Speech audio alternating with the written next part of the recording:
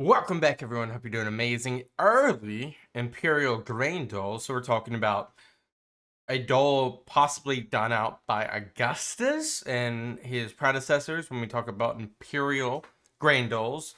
Obviously, this is for the poorest of the poor to make sure they do not go hungry. This is a social uplift program. Yeah, let's jump into it. Tribunate, by the way, go subscribe to Tribunate. The link will be in the description. The Roman grain dole is an excellent example of dedicated reformers turning an initially impossible vision of a more just society into a successful program with a monumental influence that is felt even today. Over the course of a century, the program grew from small subsidies for the very poor to eventually providing free grain and later bread to 200,000 of Rome's adult male citizens at its peak. So 200,000's at the peak, probably in between 100 and 200 for the majority. I think it was like 150 during like the early republic. The early empire. The Bible may tell us that man should not live by bread alone, but many Romans were forced to rely on it for the bulk of their diet. Yeah. Meaning, Not just Romans too. Most of history, you have a poor class that has to eat only bread. Obviously, vegetables are important and get that in there when you can, but bread is bread, and then meat is rare unless you are of class and high society. that in the less economically sophisticated world of antiquity, the dole was more akin to a comprehensive universal basic income program than a mere Well, yeah, it can be akin to that. Also can be akin to something like SNAP, just in a different format. nutritional assistance initiative. During the Republic, oligarchic forces had long derided the dole and its recipients, and made no secret their desire to end the important social program. However, such was the popularity of the dole that they only succeeded under the reactionary dictatorship of Sulla. The victory of Caesar and the popular faction in the Civil War, a generation later, meant that the fate of the dole was never again in doubt. Caesar's successor Augustus was not cut from the same populous cloth as his adoptive father, but he saw the wisdom Well, he was definitely still in the same popularist group. He was a little bit harsher, though. in not just maintaining the dole, but extending it beyond what Caesar himself had offered. Yeah. While originally reserved for select recipients, Augustus allowed for the natural growth of the grain dole and admitted all sons of Roman citizens once they reached the age of 10. This trend toward greater social spending would lay the groundwork for the alimenta programs of Nerva and Trajan that subsidized additional food and even education for orphans and the very poor, I didn't know they did that. That's interesting. Subsidizing education in the Roman Empire. could be regarded as the first ever attempt at a comprehensive welfare program. Though the grain dole was impressive in scope, especially for its time, we must remember that not only were benefits confined to the male citizen body, which made up a fraction of Rome's population, but the funds and grain were obtained through brutal exploitation of the provinces. So only men can receive. So I'm guessing men, top of the household. The single women kind of screwed in this sense, right? Or women or children that are not attached to a man in terms of the household head. It has to be that way, right? While we can wring our hands about that today, no one alive 2,000 years ago was giving it much thought, and it was considered a mark of pride to receive the grain dole, as it distinguished citizens from Rome's resident aliens and slaves. Recipients of the dole would even sometimes mention this privileged status with pride on their tombstones. Rome's citizen grain dole represented the triumph of centuries of efforts by populari reformers, many of whom are lost to history. Though assassinated campaigners like the Gracchi and Saturninus are well known, we must not forget that there were thousands of plebs who fought alongside these men and died just the same, without being immortalized by historians. Plebeians were certainly conscious of this, and during the late Republic, they had a reverence for the dole that bordered on the religious, as well as an expectation that it would be maintained and defended. I mean, if you're in that society, and you're in that class, heck, you might as well just start religiously respecting bread. Augustus would play on this attachment to the Dole as he worked to portray himself as reinvigorating Rome through the newfound religious devotion of his regime. He would generously expand the Dole, understanding that it was an invaluable tool to placate the urban poor and prevent further cause for popular reform. The move to tie his policies to the gods was natural in a society with no clear distinction between sacred and secular. In fact, cura annone, the term used to describe the import and distribution of grain, was Latin for care of Annona, a new goddess created by Augustus's propaganda. The name Annona is derived from the Latin term for yearly means of subsistence, and as the divine personification of the grain supply, she took on aspects of the goddess Ceres, whose temple was where distributions of the dole took place. So basically, bake this in, no pun intended, bake this into through the polytheistic worship, which is the paganism of Roman society. They baked in a goddess to represent the grain dole. Interesting. Located on the Aventine Hill, the Temple of Ceres had long been the sacred center for the patron deities of the plebs, serving as the headquarters for the plebeian aediles and also holding plebeian records. Ceres was also the guardian of laws, so her temple housed written copies of all laws and senatorial decrees, which made it the place plebeians went for legal mutual aid to make sure that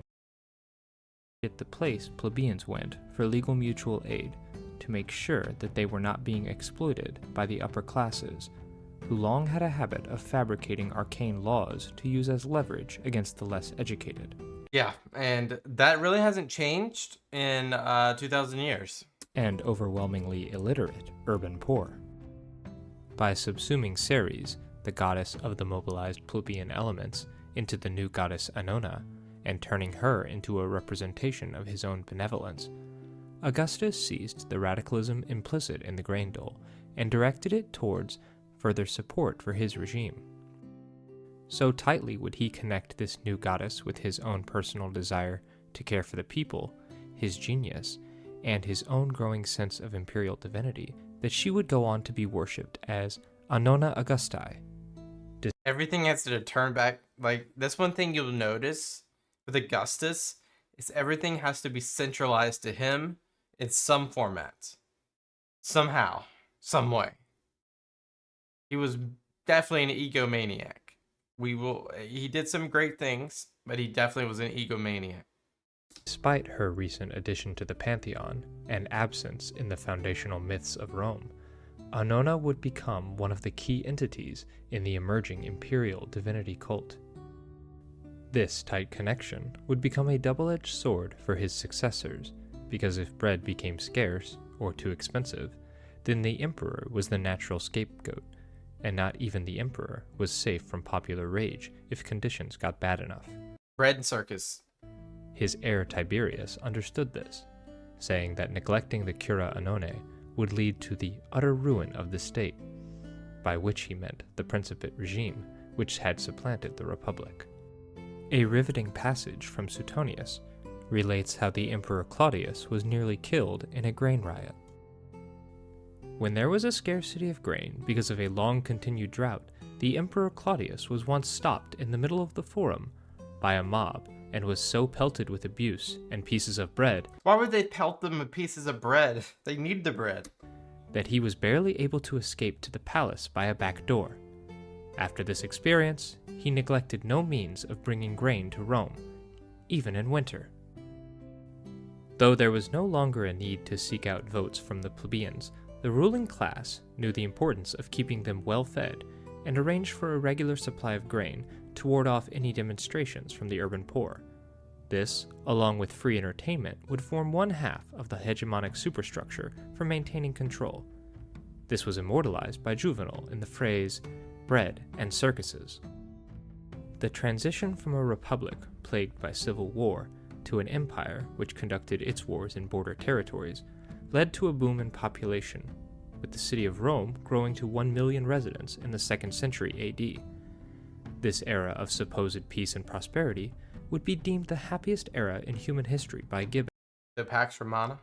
in his influential history of Rome's decline. But the precipitous lives of the vast majority of those million Romans tells a far different story.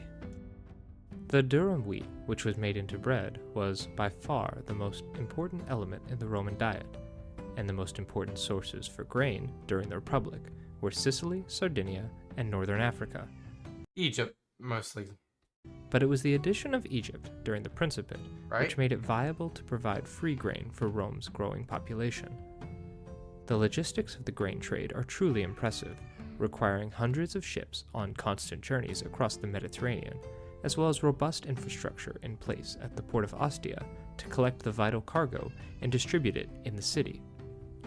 During this era, Rome needed roughly 40 million modi, or 272,000 tons of grain per year to feed its people, with about 30% of this amount apportioned to recipients of the grain dole. So 30% of all.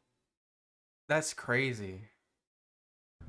To put the imperial logistics into perspective, we must remember that no city in Europe would achieve the necessary infrastructure to feed 1 million inhabitants until London in the 19th century. That long? Makes sense, but that long? Throughout most of the Republican era, managing logistics associated with the grain supply was one of the defining responsibilities of the aediles. However, from time to time, a special administrator called the praefectus annona was given vast power to ensure that the city continued receiving grain. The importance of this position can be seen in the Alright, let's see. Sorry, I had to go for a second. I'm back. city continued receiving grain. The importance of this position can be seen in the vast powers entrusted to Pompey in 57 BC to maintain the grain supply. The Senate entrusted him with 15 legates, and Pompey was given the funds necessary to win over the local elite in Sicily and North Africa. The clientships that Pompey secured helped strengthen his So this particular title, I'm guessing even though Pompey's obviously aligned more towards the Optimates in the eventual civil war, the praefectus annona inherently would give you more popular, support, right? Obviously, Pompey will get that anyway, given his rank role, his triumphs, and so forth, and his military campaigns. But this kind of just puts a cherry on top, I'm guessing. position as a counterweight to Caesar, and he drew support from these regions during the Civil War. That's As true. such, That's very true. Augustus recognized the immense power of this office, and when he made it a permanent administrative post, he decreed that under the Principate, all future praefectus annona were to be members of the economically oriented equestrian order, instead of politically prominent senators. I mean, that also consolidates his power. But yeah, he's true. He's true with that fact. Just as the grain dole was a privilege reserved for certain residents, the select merchants that participated in the grain shipments were granted unique privileges. Yeah, because there's two sides of this. There's not only just the distribution, but there's the collection. So yeah, Their cooperation was of the utmost importance, so they were offered citizenship and exempted from certain taxes. makes sense. There were also That is the most important thing that's out there. tremendous economic incentives to consider. Since for much of Rome's history the vast majority of the city's grain was governed by the market alone, prices were always higher than in smaller municipalities, and the grain merchants made a consistent profit. The dole thus resulted in a transfer of state funds into private hands. But further damaging to the case of those who seek to present the dole as a foundational left-wing program in antiquity is the fact that grain was obtained through exploitation in the provinces, often collected in lieu of hard currency, and some of which was distributed to the very soldiers occupying the provinces. In addition, the imperial dole was far from an example of socialism in action, because it was always grown on privately held estates, and then imported and stored by private business interests that expanded operations through loans and not direct state subsidies. Millers naturally benefited tremendously from the ready supply of cheap grain, as did bakers. With most of the urban poor crowded into tenements that banned all cooking as a potential fire hazard, many recipients were forced to give some of their allotment to Rome's industrial bakers for the privilege of actually making their grain edible. Forget about that. I forget about the communes of bakers. And there's baker guilds and so forth, and there's like a hierarchical structure to that. So interesting. This made the dole a powerful economic engine, and in its heyday it provided a substantial income to those fortunate enough to hold the right contracts. This rent-seeking diminished the dole's initial radicalism, but also ended calls from the wealthy to end the program. With demand for grain so high, and all male adult citizens eligible, there is evidence of a significant black market in grain tickets that wealthy or upper-middle-class Romans may have sold to others more desperate for the free grain. Contrary to the belief that the dole made Romans soft and inculcated a sense of sloth that led to the collapse of the empire, there is ample scholarship to suggest the opposite. Yeah, I don't know whose thought process went that way. Definitely wasn't mine. You know, the grain dole allows the citizens to be fed, not sloth. This is and it's probably so much into their DNA about the dole itself, especially like most of the class, the lower, that this isn't a product of persistence of what do you call it, of work or not. It's separate. It's 100% separate. In the apocalyptic times of the 3rd century, it was the robust trade networks which had been built up to feed the people of Rome that served as a unifying force when political instability and runaway inflation wreaked havoc on the empire. In the decades that followed, Rome itself was abandoned by the governing class, and new capitals sprung up across the empire to accommodate Diocletian's tetrarchy.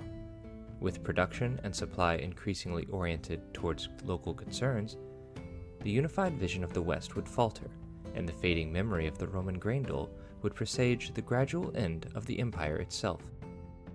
Like the end of the empire, the end date for the dole is difficult to pronounce with any certainty, but it may well have continued into the 6th century after the Ostrogoths had seized Rome and deposed the last emperor. It's the shadow of its former self, but some form of it is basically what you're saying. The grain dole would continue in the east until 621. And the grain dole doesn't even end there. Like the grain dole, I guess when you say imperial grain dole, yeah, it probably ends in the Byzantine world. But there's always been some subsidized food system to make sure the hunger does not outlast the citizens. After the Sasanian conquest of Egypt made it impossible to obtain the grain required to feed Constantinople for food. Interestingly, the Christians of the Byzantine Empire would continue to refer to the dole as the cura annona, despite its connection to the pagan goddess Annona, an indication of just how fundamental this system of grain distribution was to the capital of the new empire, and how Augustus's propaganda resonated even centuries after his death.